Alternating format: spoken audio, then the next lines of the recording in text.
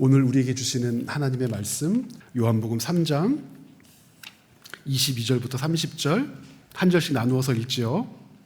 그 후에 예수께서 제자들과 유대 땅으로 가서 거기서 함께 유하시며 세례를 베푸시더라.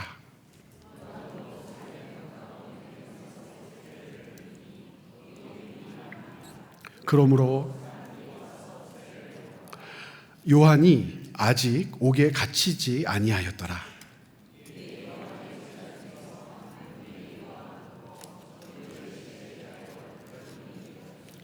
그들이 요한에게 가서 이르되 랍비여, 선생님과 함께 요단강 저편에 있던 이 곧 선생님이 증언하시던 이가 세례를 베풀매 사람이 다 그에게로 가더이다.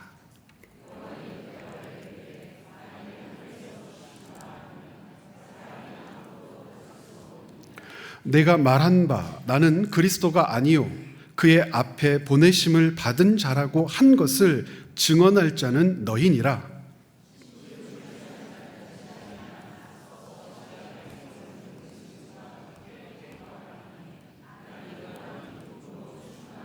함께 읽겠습니다. 그는 흥하여야 하겠고 나는 쇠하여야 하리라 하니라. 아멘.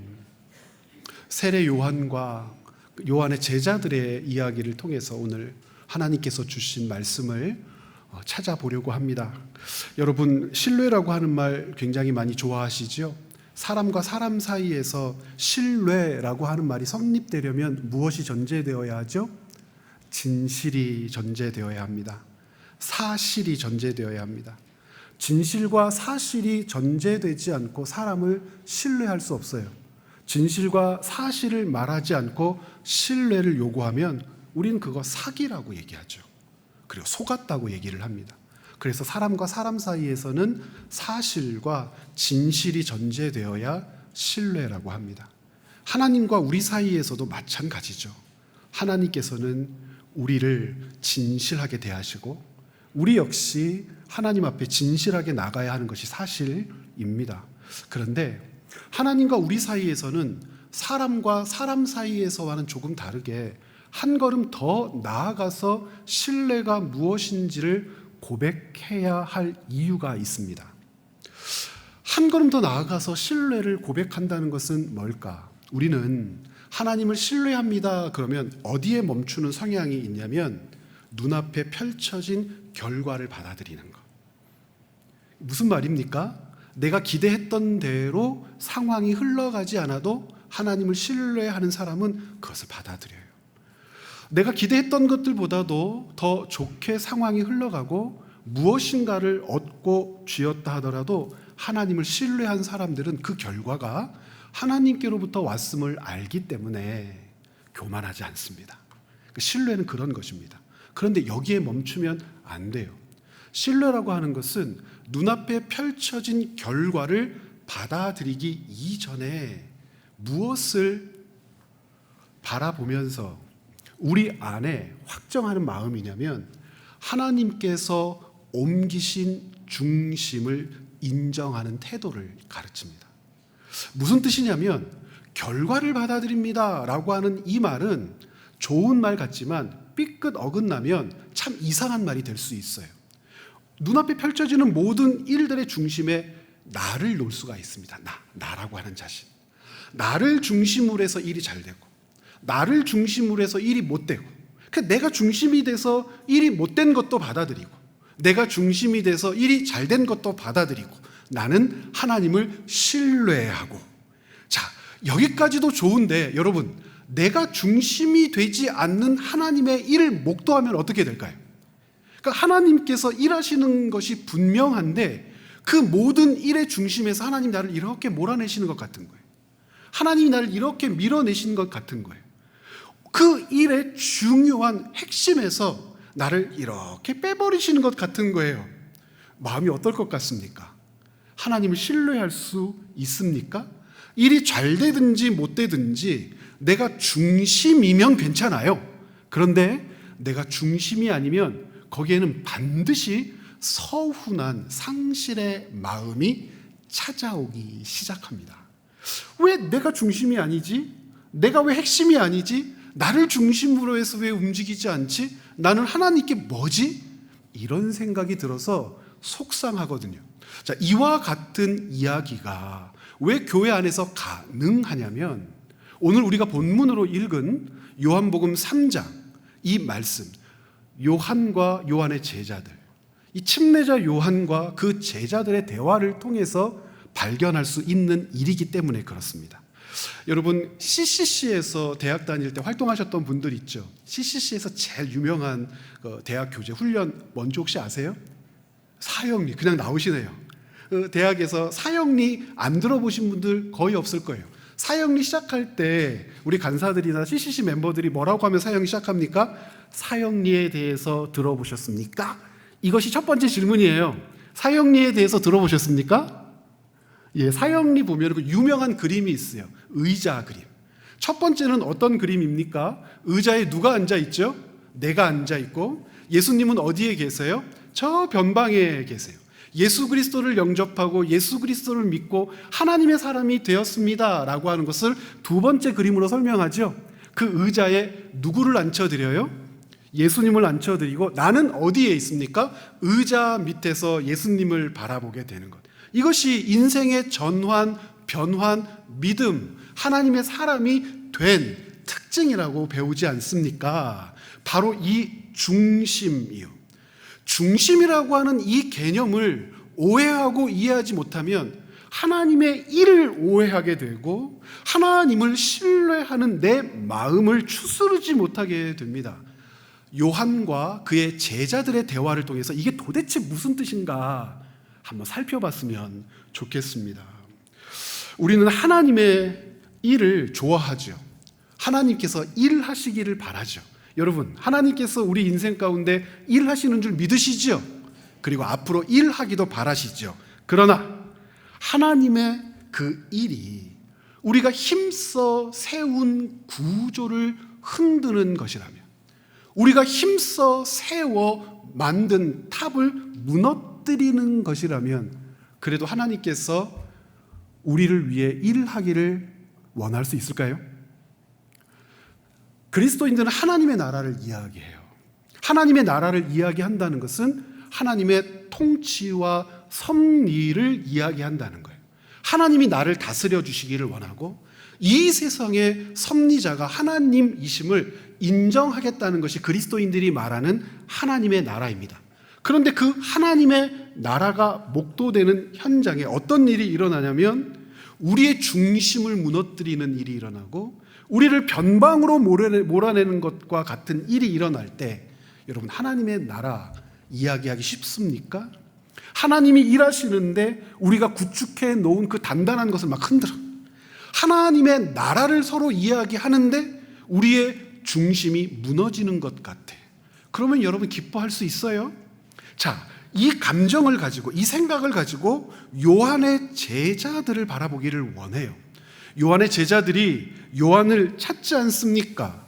요한을 찾으면서 어떤 이야기를 하냐면 예수님과 관련된 일을 보고합니다. 그런데 요한과 요한의 제자 사이에 미묘한 긴장이 일어납니다. 그런데 제가 반복해서 읽고 구조를 갖춰서 읽다 보니까 이것은 미묘한 긴장이 아니고요, 굉장히 분명한 긴장입니다. 어떤 긴장이 일어나냐면 우리가 4장을 이제 내일 읽게 될 텐데 요한복음 4장 1절과 2절에 보면 예수님의 행로를 설명하면서 유다 땅에서 이제 다시 갈릴리로 올라가시는 거예요. 사마리아를 거쳐서 올라가시는데 왜 그렇게 하시냐면 예수님께서 세례를 베푸시는데 예수님의 세례가 누가 베푸는 세례보다 많다고 소문나냐면 세례 요한이 베푼 세례보다 훨씬 많다는 이야기가 소문이 나고 바리새인들도 알게 되었다, 이렇게 시작이 됩니다. 그러니까 뭘 알 수 있어요? 아, 예수님이 세례를 베푸셨구나. 그런데 가로치고 뭐라고 되어 있냐면 이것은 예수님이 베푸신 세례가 아니요 누가 베푼 세례로라. 예수님의 제자들이 베푼 세례로라. 지금 예수님과 요한 사이에 유다 땅에서 광야 지역에서 이런 일들이 벌어지고 있는 거예요. 자, 이 일이 어떻게 작용하냐면 요한복음 3장 22절 제가 읽겠습니다. 그 후에 예수께서 제자들과 유다 땅으로 가서 거기 함께 유하시며 세례를 베푸시더라. 요한도 살렘 가까운 에논에서 세례를 베푸니 거기 물이 많음이라. 그러므로 사람들이 와서 세례를 받더라. 그리고 24절부터 어떤 내용이 있어요? 세례 요한의 제자들이 이 내용을 가지고 세례 요한을 찾아가서 따지기 시작하는 거예요. 질문처럼 보이고 보고처럼 보여요. 선생님 들으셨습니까? 예수님이 세례를 베푼답니다. 근데 실제로는 누가 베푼 거더라? 제자들이 베푼 거더라. 예수님도 아마 세례를 베푸셨겠지만 문제는 뭡니까? 세례 요한이 베푼 것보다 훨씬 더 세례를 많이 베풀더라. 그러니까 사람들이 다 누구에게로 옮겨가더라? 예수님께로 다 옮겨갑니다. 이런 질문을 하는 거예요. 세례 요한에게 전에는 사람들이 다 찾아왔는데 이제 예수님이 등장하시자 예수님께로 세례 요한에게 찾아왔던 사람들이 몽땅 다 옮겨갑니다 라고 이야기를 합니다. 이건 지금 뭘 얘기하는 거냐면 세례 요한의 제자들이 위기를 감지했다고 보고하고 있는 겁니다. 어떤 위기를 감지했냐면 사람들이 줄어드는 거예요. 사람들이 줄어들었다는 것은 영향력이 감소하는 거죠. 영향력이 감소했다는 것은 그들이 실제 기대하며 누리고 있었던 삶의 모양과 현상도 그 구조도 변경되기 시작했다는 거예요. 세례 요한의 제자들이 그것을 너무 받아들이기가 힘들었어요.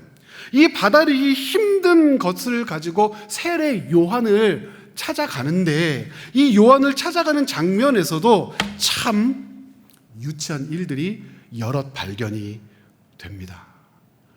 무엇이 발견되냐면 세례 요한의 제자들의 마음이 상해요. 상실한 마음을 가지고 자기의 선생님인 요한을 찾아갑니다. 즉 중심이 이동하는 거예요. 구조가 흔들리는 거예요. 자기들이 기대했던 기대가 무너지는 거예요. 누구 때문에요? 예수님 때문에. 그래서 오늘 세례 요한의 제자들을 통해서 발견하고 싶은 주제는 상실이라는 주제예요. 하나님이 일하십니다. 그리고 우리는 하나님이 사용한 일꾼입니다. 열심히 일했습니다. 열심히 주님 손에 붙들려 살았습니다. 그런데 그 마음을 무엇이 채워요? 기쁨? 감사? 즐거움? 어떤 충만함?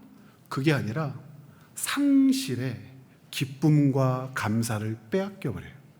마음 가득 상실이 가득 들어차요. 그래서 세례 요한과 예수님의 제자를 통해서 하나님의 사람, 특별히 헌신하고 특별히 하나님을 기뻐하고 즐거워하며 누구보다도 열심히 살았던 그리스도인들이 왜 그 신앙과 믿음의 여정에서 상실하나, 기쁨을 빼앗기나, 그 이유를 세 가지를 찾아보려고 합니다. 세 가지 중에 첫 번째, 하나님의 일을 위기로 인식하는 무지가 있는 거예요. 하나님이 일하시는데 자기에게는 어떤 현상으로 다가오냐면 그 구조가 무너지는 것처럼 다가오고 자기들이 무엇을 잃을 것처럼 다가올 때 그것을 뭐로 받아들인다고요? 위기로 받아들이는, 위기로 판단하는 무지가 있을 때 사람들은 상실해요.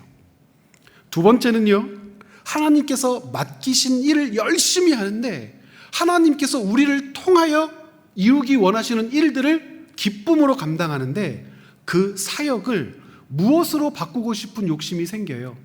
소유로 바꾸고 싶은 욕심이 생겨요. 소유로 바꾼다는 것은 기대치가 있는 건데 그 기대치에 내가 기대하는 것들이 다다르지 않았을 때 사람들은 상실해요. 특별히 열심히 있는 그리스도인들. 세 번째가 진짜 문제인데요.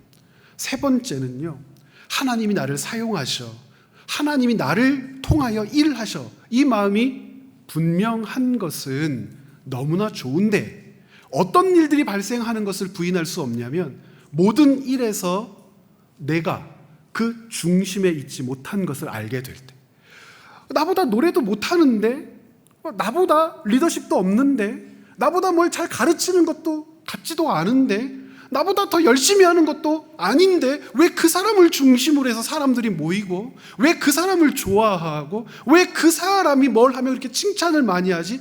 내가 훨씬 더 잘하는데, 내가 더 잘할 수 있는데 이런 얘기를 왜, 나는, 이런 마음이 막 생겨요.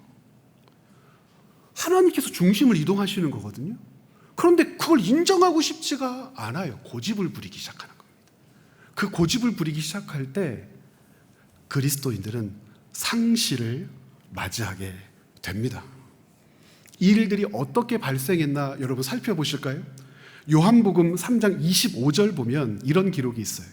이에 요한의 제자 중에서 한 유대인과 더불어 정결 예식에 대하여 변론이 되었더니, 세례 요한에게 예수님 일을 보고하기 전에 변론이 있었대요. 무엇에 대하여 변론이 있었대요? 정결 예식에 대하여. 이거 지금 뭘 얘기하는 거죠? 지난주 설교 기억나세요? 유대인들은 세례 요한의 세례를 뭘로 받아들였어요? 정결 예식 중에 하나로 받아들였죠.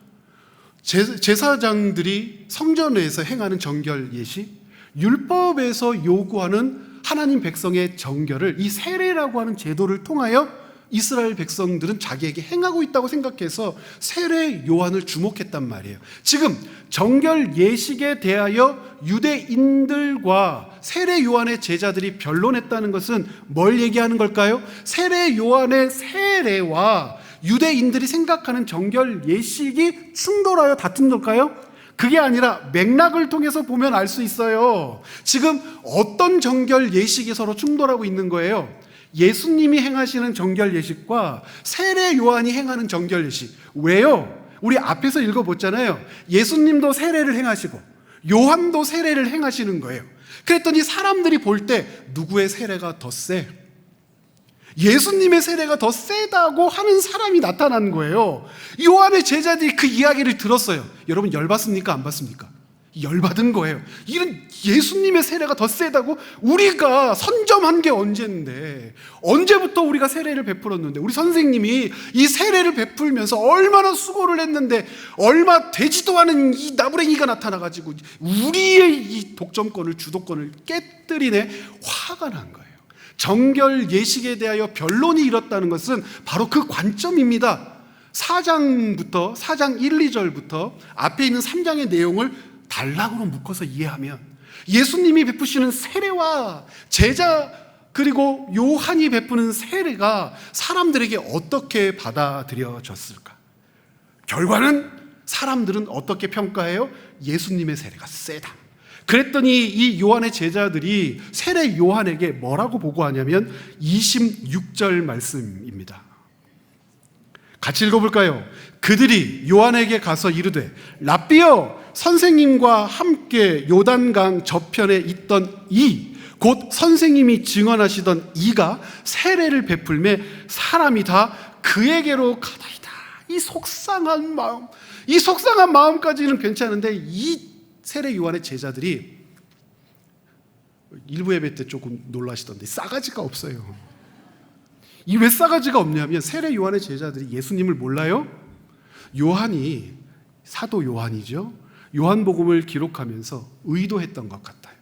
그들의 말을 그대로 옮겼던 것 같아요.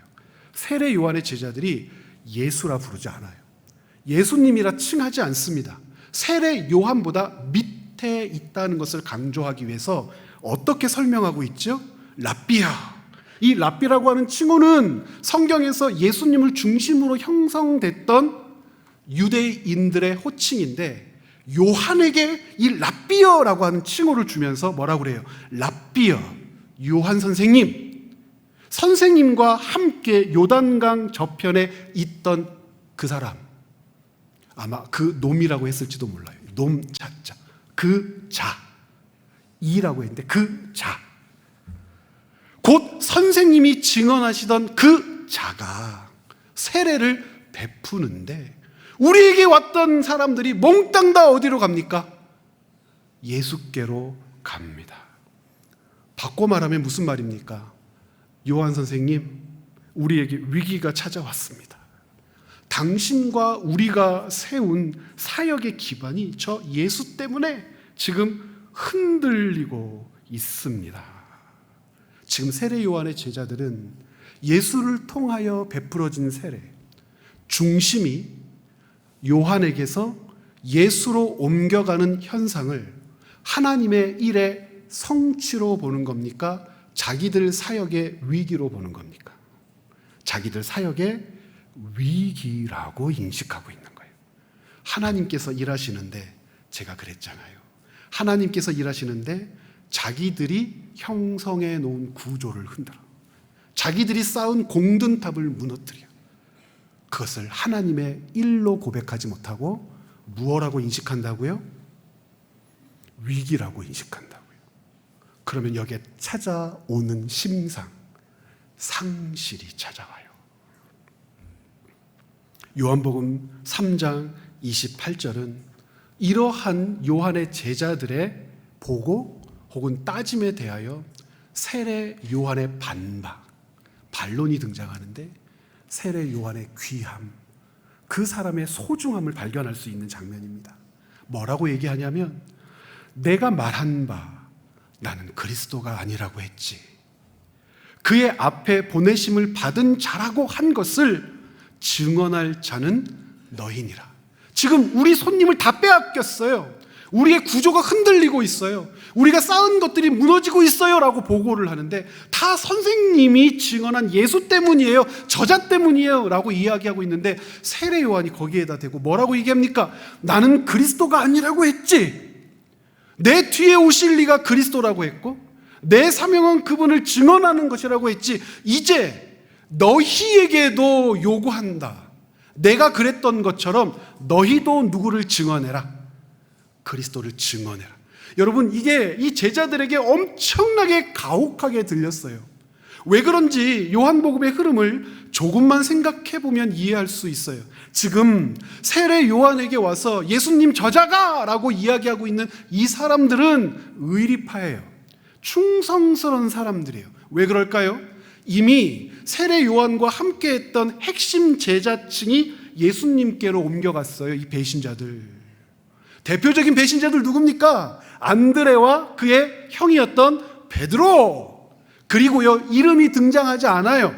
예수님의 두 제자라고 얘기했는데 하나는 안드레 그랬는데 등장하지 않아요. 누구라고 그랬어요? 새벽 설교 때 요한이라고 그랬잖아요. 요한, 안드레, 그리고 베드로, 그리고 빌리, 바돌로메인, 나다나엘까지 싹 다 예수님에게로 옮겨갑니다. 이 사람들이요, 원래 예수님의 제자가 아니라 세례 요한의 제자였어요.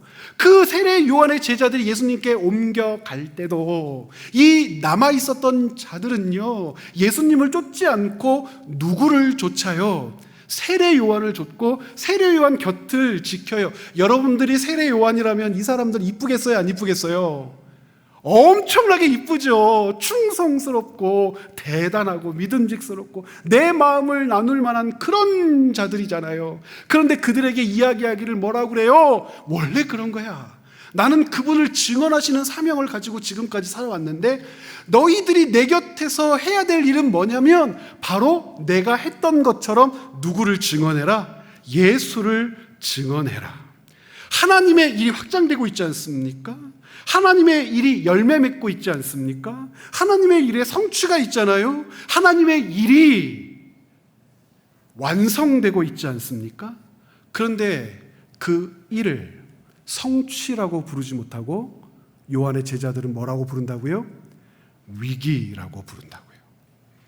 이렇게 그들에게는 상실의 마음이 찾아오고요, 상실에 빠질 수밖에 없지요. 그런데 요한은 그 중심이 자기에게서 예수님으로 옮겨가는 것을 보면서 하나님의 일을 목도하며 조금 전에 신뢰에 대하여 정의했던 것처럼 어떻게 해요? 중심의 이동을 받아들이는 결단을 해요. 그래서 이것을 하나님에 대한 신뢰라고 얘기하는 거예요. 중심이 이동하면서 눈에 보이는 현상에는 요한과 제자들에게는 뭐가 나타나요? 손해가 나타나요. 가장 기본적으로 뭐가 줄어들었겠어요? 사람이 줄어든다는 것은 뭐가 줄어든다는 겁니까? 연보가, 후원금이 줄어들었겠죠. 재정적인 손해만 있었을 뿐만 아니라 영향력도 감퇴되기 시작했을 겁니다. 그런데 이 현상을 요한의 제자들은 위기라고 얘기하고 세례 요한은 그것을 하나님의 일이라고 하는 겁니다. 이것이 왜 이런 차이로 나타나는지 이제 알 수가 있어요. 왜 그러냐면 지금 눈앞에 나타나는 예수를 목격하며 중심의 이동을 위기라고 인식하는 이유, 세례 요한의 제자들이 왜 세례 요한을 쫓았는지 발견할 수 있기 때문에 세례 요한의 제자들은 세례 요한과 함께 했던 사역을 소유로 바꾸려는 욕망이 있었던 것 같아요. 세례 요한과 함께 하며 그 사역이 소유로 바뀌어야 하는데 이제 소유를 말할 수 없게 되었죠. 소유를 기대할 수 없게 되었죠. 세례 요한의 제자들이 요한에게 했던 말을 여러분 보세요. 선생님이 어떻게 하셨던 분이요? 증언하신 이. 예수라고 말하지 않았죠? 선생님이 증언하신 자. 그에게로 모든 사람이 옮겨갑니다. 이것 조금 바꿔서 이해하면 어떻게 이해할 수 있습니까? 첫 번째, 선생님, 저자는 우리가 세워준 사람 아닙니까? 그런데 어떻게 우리보다 더 유명할 수 있죠? 예수는 우리가 세워준 사람 아닙니까? 두 번째는요, 선생님, 다 선생님 때문입니다. 왜 저자를 향하여 증언하셔가지고 하나님의 어린 양이라는 둥, 그리스도라는 둥, 선생님이 저자에 대하여 증언한 결과 그가 사람들에게 주목받게 된 것 아닙니까? 선생님이 저자를 증언하지만 않으셨어도 우리가 만들어 놓은 이 구조가 흔들릴 리가 없는데 선생님이 저자에 대하여 증언하심으로 우리가 굳게 쌓아놓은 구조가 흔들리게 되었으니 이거 다 누구 탓입니까? 선생님 탓입니다 라고 하는 원망이에요. 무엇을 발견할 수 있다고요? 상실에 빠지는 두 번째 이유, 사역을 무엇으로 바꾸려는 욕망이요? 소유로 바꾸려는 욕망이요. 많은 그리스도인들이 이 욕망에 사로잡혀요. 하나님이 갚아주시겠지. 이게 가장 큰 위로가 될 때가 있어요. 하나님은 알아주시겠지. 그런데 그것이 눈으로 보고 손으로 만질 수 있고 온 육감이 즐길 수 있고 누릴 수 있는 소유여야 한다고 나도 모르게 꿈틀꿈틀 하나님을 바라보며 기대해요. 그때 상실에 빠집니다. 요한복음 3장 26절부터 27절을 다시 정리해서 한번 읽어볼까요? 여러분 26절 보세요. 그들이 요한에게 가서 이르되 랍비여 선생님과 함께 요단강 저편에 있던 이 곧 선생님이 증언하시던 이가 세례를 베풀매 사람이 다 그에게로 갑니다. 이제 조금 느껴지세요? 그때 요한이 깜짝 놀라서 끊어버립니다. 만일 하늘에서 주신 바 아니면 사람이 아무것도 받을 수 없느니라. 내가 말한 바 나는 그리스도가 아니요 그의 앞에 보내심을 받은 자라고 한 것을 증언할 자는 너희니라. 어렴풋하게 여러분들이 이 말씀을 이제 정리하게 되셨는데 조금 더 분명하게 정리해 보죠. 제자들의 항의에 요한이 내놓은 답변을 이해하셔야 됩니다. 너희들이 나처럼 그의 증언하는 증언자가 되어야 한다. 그러면서 두 번째, 하늘로부터 온 것이 아니면 사람은 아무것도 할 수 없다. 왜 이런 말을 했을까? 이 장면은 제자들이 왜 세례 요한 곁에 머물러 있었는지를 요한이 간파하고 야단치는 장면입니다. 요한이 중심이면 누구도 중심이죠? 세례 요한의 제자들도 중심이죠. 정승댁 종놈이 제일 무서운 거예요. 문고리 관려.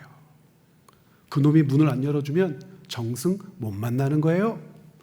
세례 받으려고 요한에게 줄을 섰는데 뒷돈 받고 순서 바꿔주는 놈 있었을까요? 없었을까요? 요 모양으로 봐서 분명히 있었어요.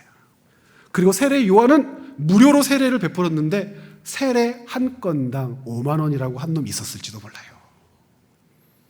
상상입니다. 요한이 중심이면 지금까지 요한의 제자들도 그 중심의 일부가 된 겁니다. 요한이 높아지면 자기들도 요한과 함께 높아진 겁니다. 요한의 영향력은 그래서 무엇과 동일해요? 이 제자들이 놓여있는 위치와 동일합니다. 그러므로 사람들이 예수께 옮겨가는 것은 단순한 이동이 아니죠. 어떤 일들이 벌어지고 있는 거예요? 제자들이 서 있던 구조가 무너지고 위치와 자리가 허물어지는 현상입니다. 그들은 하나님의 이 일을 보고 하나님의 일이라고 말하고 싶지 않은 거죠. 하나님의 나라의 성취라고 아무리 세례 요한이 이야기해도 인정하고 싶지 않은 거죠. 이유는 다른 데 있지 않아요. 자기들의 기반이 약화되기 때문에. 하나님 나라의 전진이 그들에게는 그들이 쌓아놓은 체제의 붕괴를 의미하는 것이었고 그들의 구조를 무너뜨리는 것이었기 때문에 그들은 사역을 소유로 바꾸려는 욕망을 절대 내려놓을 수가 없었던 거예요. 무엇이 찾아온다고요? 상실이 찾아와요. 사역을 소유로 바꾸려고 할 때.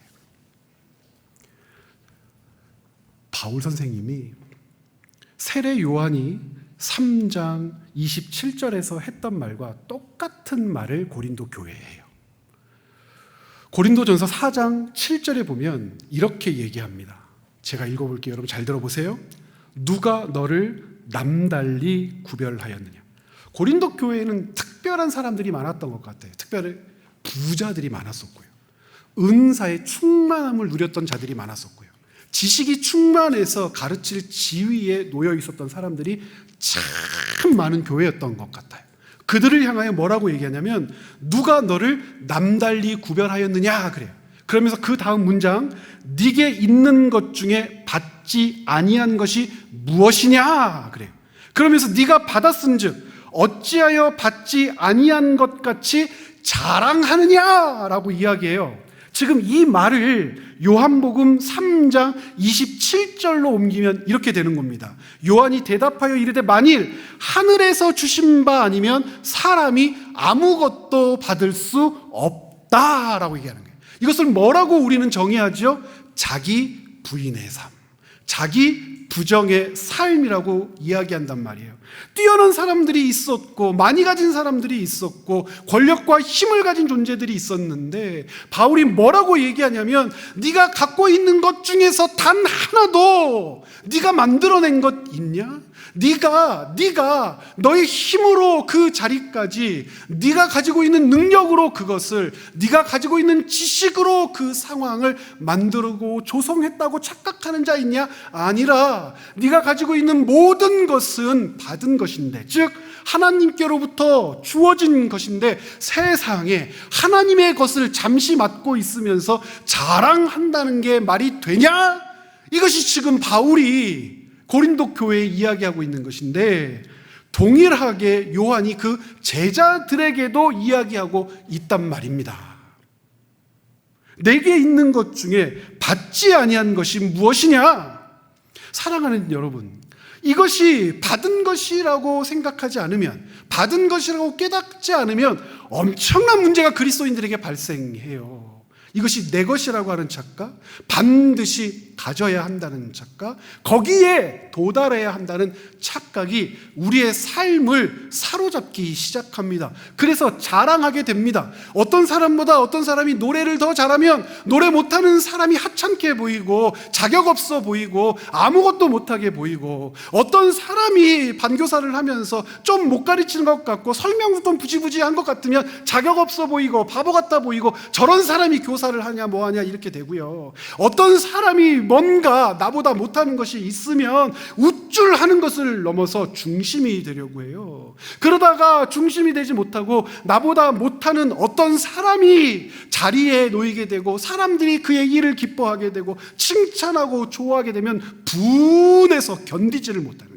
어떻게 이런 일이 있어? 어떻게 그럴 수 있어? 어떻게 사람들이 다 눈이 멀었네, 썩었네, 정신이 어떻게 됐네 해가면서 자기의 중심성을 붙들고 놓지 않으려고 해요. 나보다 지식이 없어 보이는 저 사람을 하나님이 기뻐하시는지는 상관이 없어. 나보다 어떤 일을 못하는 사람이 어떤 일을 행할 때 하나님의 나라가 확장되고 하나님의 나라가 유익을 얻는 것들은 상관이 없어. 나보다 못하는데 내가 가지고 있는 것으로 더 잘할 수 있는데 왜 사람들이 나를 알아주지 않는 거야? 이런 제기랄. 이래서 신앙생활에서 뭐해?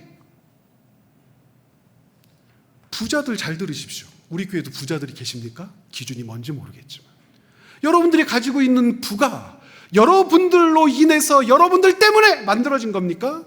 여러분들이 가지고 있는 어떤 높은 지위가 있다고 생각을 한번 해보십시오. 여러분이 가지고 있는 지위가 어떤 권한이 힘이 자랑할 거리들입니까?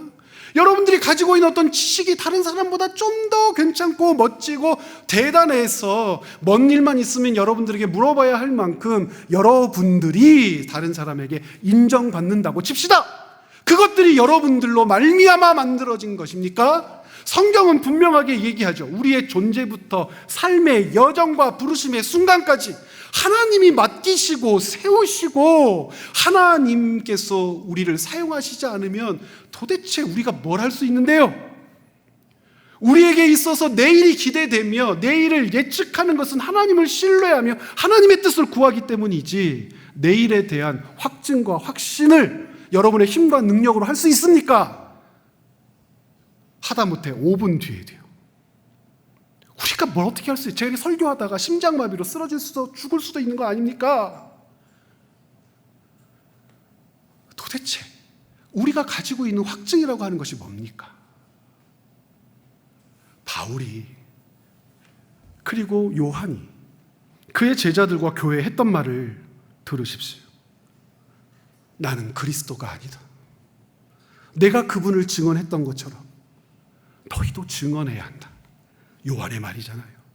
바울의 말은요, 네게 있는 것 중에 하나님께로부터 받지 않은 게 뭐냐? 하나님께 받았는데 그걸 사람 앞에 자랑할 수 있냐?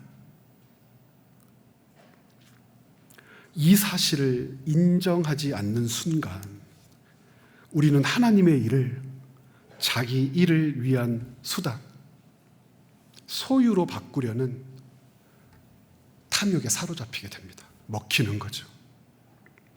지금부터 왜 이런 이야기를 했는지 그 이유를 말씀드리겠습니다.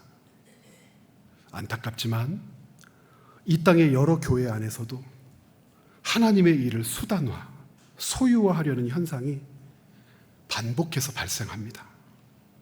교회를 설립한 설립자들, 창립한 목사들, 그리고 그 교회가 성장하고 커지면 그렇게 성장시켰다는 이유로 그 교회 공동체를 내 교회라고 얘기합니다. 그리고 그렇게 모인 성도들을 머릿수대로 돈으로 치는지 계산하는지 모르겠지만 내 사람이라고 부릅니다. 그렇게 해서 교회가 감당하며 이 땅에 내놓은 열매를 내가 이룬 성취라고 이야기합니다. 입으로는 하나님의 영광을 말하지만 마음속에서는 이미 자기 자리를 다 계산한 거죠. 그리스도를 위해 일하는 것처럼 보이지만 실제로는 그리스도를 통해 얻을 것만 붙듭니다. 그런데 이게 왜 힘들고 어려운 줄 아십니까? 이게 왜 큰 문제인 줄 아십니까? 문제는 이 더러운 짓거리가 그 과정에서는 쉽게 드러나지 않는다는 거예요. 눈치챌 수가 없어요. 언제쯤 눈치채죠? 은퇴할 즈음에 눈치챕니다. 제가 왜 이 괴로운 말을 요한복음을 나누면서 여러분들과 나눌까요? 2026년 2월 8일 주일 예배에 박제시키려고 그래요. 저도 은퇴하지 않습니까? 그때 여러분들이 저에게 해줄 말이 이거예요. 2026년 2월 8일 당신의 입으로 내뱉은 설교를 들으시오. 우리 교회 영상 다 녹화되고 있습니다. 설교 요약본 주보마다 다 기록되어 있고 교회 역사로 남아 있습니다. 무서워하고 두려워하고 떨어야 합니다. 과정 가운데는 그 욕심과 탐욕이 발견되지가 않아요. 발견되지 않는 이유는 교묘하게 덧입혀져서 그렇습니다. 무엇으로 덧입혀지냐면 사명이라고 하는 옷을 입은 것처럼 보이고 헌신이라는 이름으로 공동체 안에 스며들어요. 그러니 사명으로 옷을 입고 헌신이라고 하는 이름으로 공동체 안에 스며드니 자기의 제국과 왕국과 자기 계산의 철저한, 즉 사역을 소유로 만들려는 그 욕망에 사로잡힌 모습이 그 과정 가운데 보이겠냐고요. 이 슬픔과 이 고통을 남겨놓고 어떻게 살려고?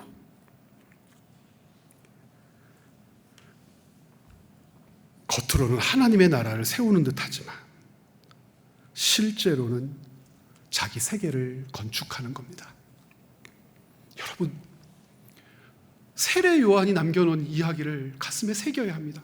나는 그리스도가 아니다. 여러분, 그리스도와 세례 요한 사이에서는 당연히 나는 그리스도가 아니라고 하는 말이 쉬울 것처럼 보이시죠? 그런데 그 말은 자기를 부인하는 거예요. 나는 아니라, 바울식으로 얘기한다면 내가 가진 그 어떤 것도 하나님으로부터 말미암아 주어지지 않은 것이 없다라고 하는 확증이요. 하나님께로부터 말미암아 주어진 것이 없다라고 하는 고백이 결국 요한을 살리는 거예요. 사람들은 자꾸 하나님 나라에서 중심이 되려고 해요. 예수 그리스도가 주인공이라고 입을 얘기하는데 예수님이 기뻐하는 어떤 사람을 나 대신에 중심으로 세워놓으면 견디지를 못해요. 저것이 어떻게 나 대신 저 자리를 차지할 수 있어? 내가 해야 되는데 왜 저 사람이 저 일을 해야 되는 거야? 나보다 못하는데 사람들은 왜 저 사람이 하는 일을 좋아해? 거기에서부터 분노가 일어나는데요. 이게 시기, 질투, 시샘이랑 이게 딱 맞물리잖아요. 그 분노와 시샘이 하나가 되잖아요. 성도가 망하기를 바라요. 들려오는 소식이라도, 들려오는 어떤 교회의 일이라도, 들려오는 어떤 사람의 모양이라도 길 가다가 다리가 확 부러졌으면 좋겠는 거예요. 그래서 진짜 다리가 확 부러지잖아요. 그러면 겉에서는, 사람들 앞에서는 아이고 어떻게 하다가 이런단 말이에요. 그럴 줄 알았어. 하나님은 살아계시고 하나님은 통치하시고, 그렇지, 하나님이 그냥 내버려 두실 리가 없지. 사단이나 하는 짓을 한다고. 악마요. 중심을 내어놓지 않으려는 고집. 사랑하는 여러분, 왜 자꾸 그 중심에 서려고 하십니까? 중심에 서면은요, 고단해요. 첫 번째, 일이 많아요. 굉장히 피곤합니다. 두 번째, 성경을 보니까 하나님께서 중심에 세우신 하나님의 사람은 목 잘려 죽거나 불타 죽거나 돌에 맞아 죽어요. 하고 싶으세요? God bless you.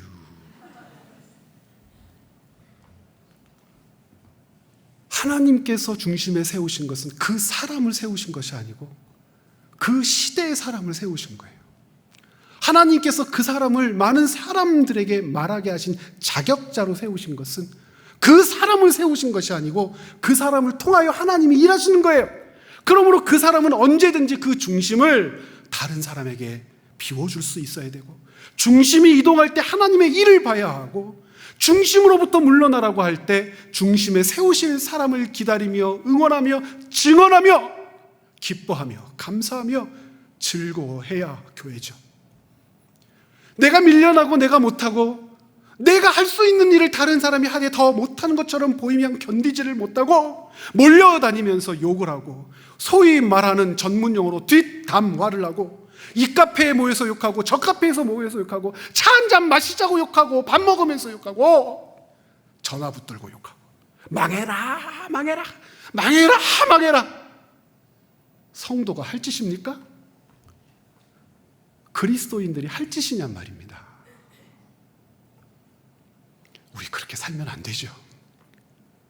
그렇게 살면 상실해요. 요한이 뭐라고 그랬어요?